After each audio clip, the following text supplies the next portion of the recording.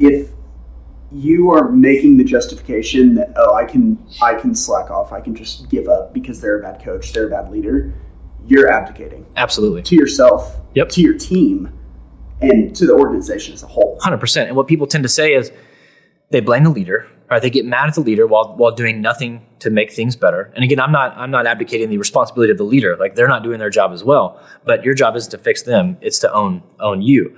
And so what people do is they complain about the leadership, and then they'll say, well, if I were the leader, I wouldn't do this. Whenever I'm the leader, I'm not going to do these things. Well, so don't do them now, right? You're never going to be in that chair if you're not doing the right thing now. And so stop waiting for a title, stop waiting for permission. Just care enough to make things better.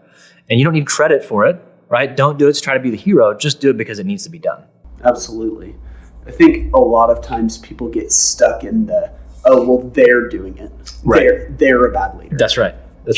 And they forget that, you know what? No, I'm actually using that as an inhibition. Totally. It's not an actual prohibition. Like, Yep.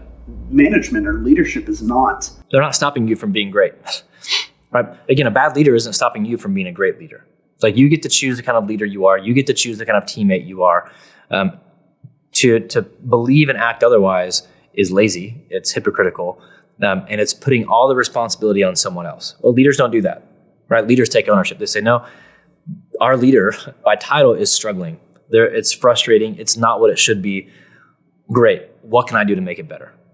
If I can make some sort of change, and maybe it doesn't change the whole thing. That's not the point. It's what can you do to make yourself better? What can you do to fight for those around you? What can you do to fight for those above you? It's the idea that the sum of the parts is greater than the whole, than the individual whole. And I think that starts with little things. Yep.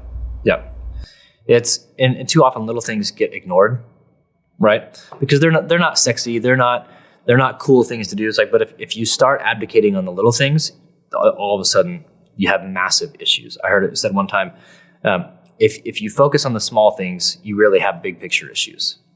It's like, so do the little things well, do the little things on purpose, whether that's, again, the way you believe, it's your mindset, it's your communication, it's the way you talk about people, it's the way you talk about your leader. If you're talking negative about your leader, you're just spreading that to other people. And again, that doesn't mean they're great. That doesn't mean you should forgive everything they've ever done, but all you're doing is talking bad about them, undermining their influence to everyone, but you're actually undermining your own influence.